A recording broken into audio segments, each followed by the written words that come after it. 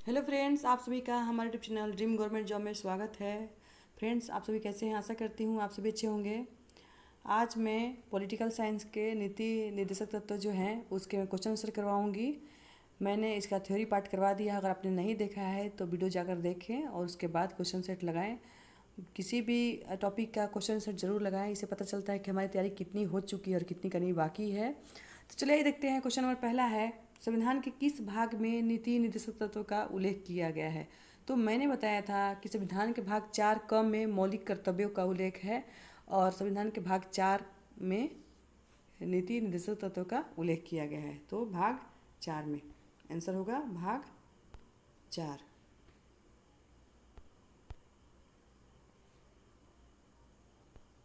आइए second question देखते हैं। इसका व्याख्या देख लेते हैं थोड़ा सा।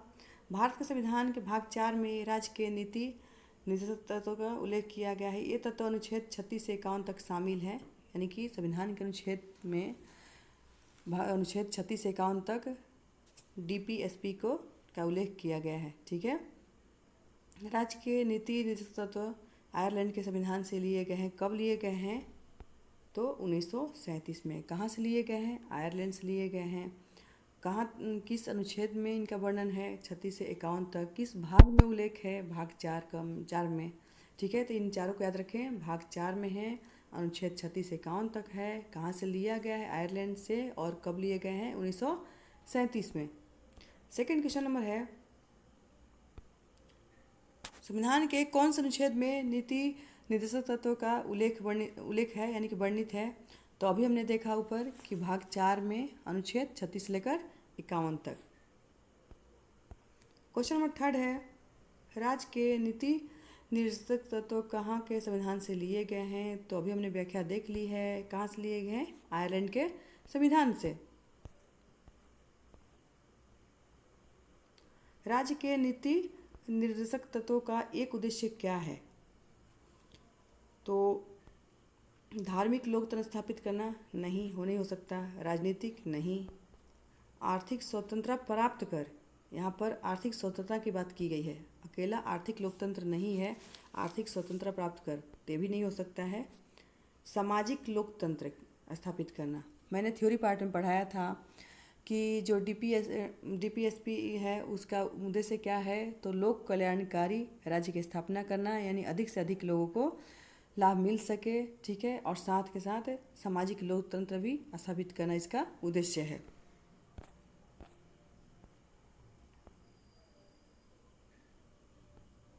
क्वेश्चन नंबर 5 है, पुरुष और स्त्री सभी नागरिकों को समान रूप से जीविका के प्राप्त साधन प्राप्त करने का अधिकार किस अनुच्छेद में वर्णित है? तो इसका उल्लेख अनुच्छेद 39 में है। क्या है इसमें? स्त्री पुरुष के समान नागरिकों को समान रूप से जीविका प्राप्त करने का साधन होना चाहिए। ठीक है, इसका उल्लेख कहाँ है? अनुच्छेद 39 में।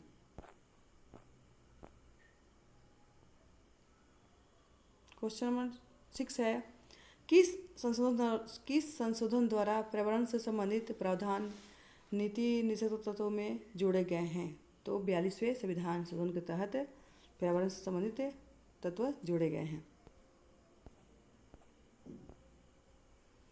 फ्रेंड्स, एक बात ध्यान करें कि जो 42वें संविधान संशोधन है उससे बहुत चीज़ें जोड़ी गई थी, तो इसलिए इसको छोटा मिनी संविधान कहा गया है। किसे? 42वें संविधान संशोधन को। इसमें बहुत सारी चीज़ें जोड़ी गई है, इसलिए इसे मिनी संविधान भी कहते हैं।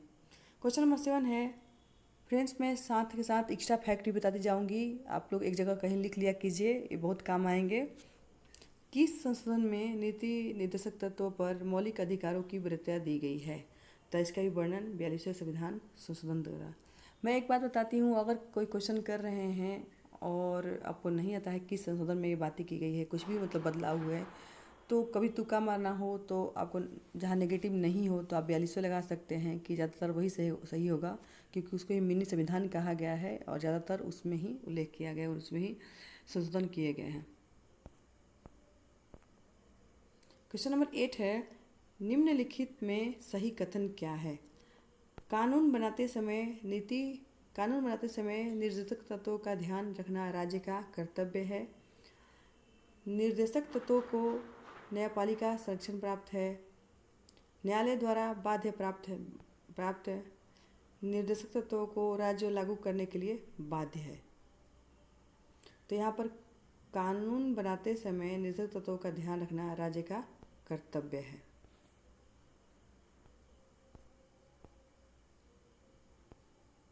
बाध्य नहीं है, उसका कर्तव्य है। राज्य का क्या है? कर्तव्य है, बाध्य नहीं है।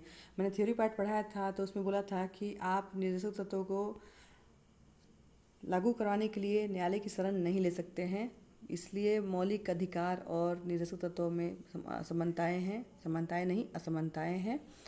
आप मौलिक अधिकार को लागू करवाने के लिए न्यायालय की शरण ले सकते हैं, लेकिन इन तत्वों को लागू कराने के लिए न्यायालय की शरण नहीं ले सकते हैं क्योंकि इसे कानूनी अधिकार प्राप्त नहीं है। क्वेश्चन नंबर 9 है, मौलिक अधिकार और नीति निर्देशक तत्वों में क्या अंतर है? तो मौलिक अधिकार बाध्य योग्य, जबकि नीति निर्देशक तत्व बाध्य योग्य नहीं है। यही हमारा आंसर है, क्योंकि अभी मैंने बात किया था कुछ देर पहले कि हम अब इसको जो निर्देशक तत्व है इसको कानूनी अधिकार प्राप्त नहीं है, इसे लागू कराने के लिए हम कानून की शरण नहीं ले सकते हैं। बाकी ऑप्शन भी देख लेते हैं। मौलिक अधिकार कानूनी है, जबकि नीति निर्देशक तत्व नैतिक है। ये भी सही है। मौलिक अधिकार राजनीतिक लोकतंत्र, जबकि नीति निर्देशक तत्व सामाजिक और आर्थिक लोकतंत्र के प्रतीक है। बिल्कुल सही है, क्योंकि ये उद्देश्य ही है, निर्देशक तत्व का उद्देश्य ही है कि कल्याणकारी राज्य की स्थापना करना और सामाजिक और आर्थिक लोकतंत्र के स्थापना करना। ठीक है, तो ये भी सही है, तीनों सही हैं, यानी कुल मिलाकर सारे सही हैं। क्या क्या है देख लेते हैं फिर से एक बार। क्या क्या अंतर है? मौलिक अधिकार बाध्य योग्य है, क्योंकि ये कानूनी अधिकार है। मौलिक अधिकार कानूनी अधिकार है, इसके लागू करवाने के लिए हम न्यायालय की शरण ले सकते हैं। लेकिन जो नीति निर्देशक तत्व है ये बाध्य योग्य नहीं है, क्योंकि इसको लागू करवाने के लिए हम कानून की शरण नहीं ले सकते हैं। सेकंड है, मौलिक अधिकार कानूनी है, जबकि नीति निर्देशक तत्व नैतिक है। बिल्कुल सही है। मौलिक अधिकार राजनीतिक लोकतंत्र है, जबकि नीति निर्देशक तत्व सामाजिक और आर्थिक लोकतंत्र के प्रतीक हैं। बिल्कुल सही है, सारे सही हैं। क्वेश्चन नंबर 10 है, नीति निर्देशक तत्व के अंतर्गत अनुच्छेद 50 किससे संबंधित है? तो थ्योरी पार्ट में बताया था कि जो मॉन्टेस्क्यू की स्पिरिट ऑफ लॉ शक्ति पृथक्करण का सिद्धांत यही 50वें अनुच्छेद में है ना। इसमें कार्यपालिका न्यायपालिका और विधायिका को बिल्कुल अलग अलग माना गया है, उनका वर्गीकरण किया गया है। ठीक है, तो बस यही है कि अनुच्छेद 50 में इसी का वर्णन है कि कार्यपालिका और न्यायपालिका को पृथक किया गया। और कहाँ से लिया गया है? मॉन्टेस्क्यू, जो फ्रांसीसी क्रांति है, जो मॉन्टेस्क्यू संबंधित है, फ्रांसीसी क्रांति से संबंधित है। तो मॉन्टेस्क्यू की पुस्तक कौन थी? स्पिरिट ऑफ लॉ है ना, शक्ति पृथक्करण, उनसे ही ये चीज़ ली गई है। अनुच्छेद 50 में वर्णन है।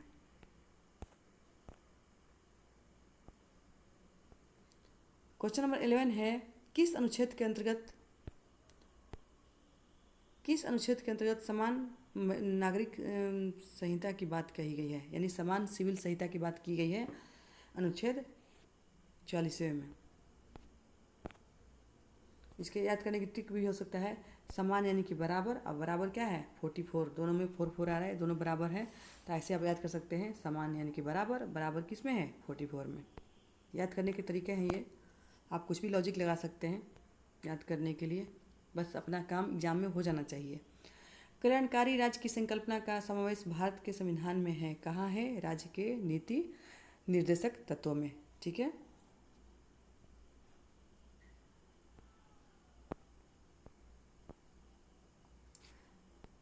क्वेश्चन नंबर 13 है, निम्न में से कौन सा राज्य के नीति के निर्देशक तत्व में निहित है? अपराधों के लिए दोषसिद्धि के संबंध में संरक्षण, ये क्या है? मौलिक अधिकार है, तो ये हो नहीं सकता। फ्रेंड्स, हमेशा क्वेश्चन को जो है ना, ऑप्शन को एलिमिनेट करना सीखिए। जब ऑप्शन को एलिमिनेट कर लेंगे तो आपको आंसर अपने आप आ जाएगा, जो कभी गलत नहीं होगा। ठीक है, ये अनुच्छेद 20 में है, अपराधों के लिए दोषसिद्धि।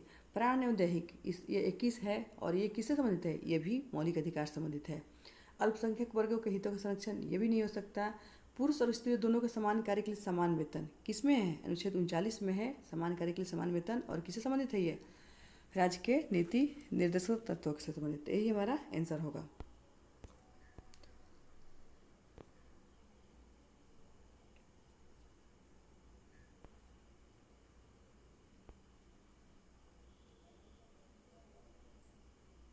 क्वेश्चन नंबर 14 है, निम्न में से कौन सा एक राज्य के नीति निर्देशक सिद्धांतों में सम्मिलित है? तो पहला देखते हैं ऑप्शन, राज्य देश के पर्यावरण के संरक्षण तथा संवर्धन का प्रयास करेगा। राज्य किसी व्यक्ति को कानून के समक्ष समानता से मना नहीं करेगा। समानता आपने देखा था किसमें है, ये मौलिक अधिकार संबंधित है। आगे इसका मैं क्लास लाऊंगी। राज्य किसी भी व्यक्ति को उसके धर्म, कुल, जाति, लिंग अथवा जन्म के स्थान पर भेदभाव नहीं करेगा। ये अनुच्छेद 15 में है और ये भी मौलिक अधिकार से संबंधित है। अस्पृश्यता अनुच्छेद 17 में है, ये भी मौलिक अधिकार से संबंधित है। ठीक है, बच गया कौन? ये नहीं हो सकता, ये नहीं हो सकता और ये भी नहीं हो सकता है। तो बच गया कौन? ये पर्यावरण के संरक्षण और संवर्धन किसमें है? अनुच्छेद 48 का। ठीक है, और किससे संबंधित है? राज्य के नीति निर्देशक तत्वों से संबंधित है। क्वेश्चन नंबर 15 है, भारत में निम्न में से किसके अंतर्गत पंचायती राज व्यवस्था की प्रणाली की व्यवस्था की गई है? तो मैंने थ्योरी पार्ट में पढ़ाया था कि अनुच्छेद 40 है, अनुच्छेद 40 है, उसमें महात्मा जो गांधीवादी सिद्धांत भी कहा गया है। क्यों? क्योंकि गांधी जी का एक कथन था कि किसी भी देश की आत्मा गांव में निवास करती है। इसलिए जब वो 40वें अनुच्छेद 40 में ग्राम पंचायत की बात की गई थी तो बोले कि सबसे ज़्यादा अच्छा महत्वपूर्ण यही है अनुच्छेद 40, क्योंकि इसमें ग्राम पंचायत की बात की गई है, गाँव की बात की गई है। और ये अनुच्छेद 40 किससे संबंधित है? राज्य के नीति निर्देशक तत्वों से संबंधित है। तो यही हमारा आंसर होगा। क्वेश्चन नंबर 16 है, निम्न में से कौन सा एक राज्य की नीति निर्देशक तत्वों में नहीं है? तो मैं इसकी व्याख्या कर देती हूँ। मद्य निषेध, गौ संरक्षण, पर्यावरण संरक्षण, 14 वर्ष की आयु के शिक्षा, निःशुल्क शिक्षा।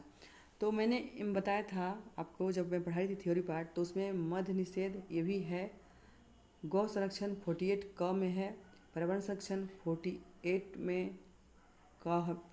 में है। ठीक है, लेकिन 14 वर्ष की आयु तक बच्चों की निःशुल्क शिक्षा ये RT 2009 में आया था और किससे संबंधित है? ये मौलिक अधिकार संबंधित है। ठीक है, और अनुच्छेद 21 क में इसका उल्लेख है। और एक निःशुल्क शिक्षा की बात की गई है राज्य के नीति निर्देशक तत्वों में भी 45, अनुच्छेद 45, लेकिन उसमें 0 से 6 ईयर्स के बच्चों के लिए निःशुल्क शिक्षा की बात की गई है। लेकिन यहाँ पर आपने देखा है 14 वर्ष तक के बच्चों की बात की गई है। तो ये मौलिक कर्तव्य में भी शामिल है और मौलिक अधिकार में भी शामिल है। लेकिन राज्य के नीति निर्देशक तत्व में किसमें 0 से 6 वर्ष के बच्चों के लिए उल्लेख किया गया है।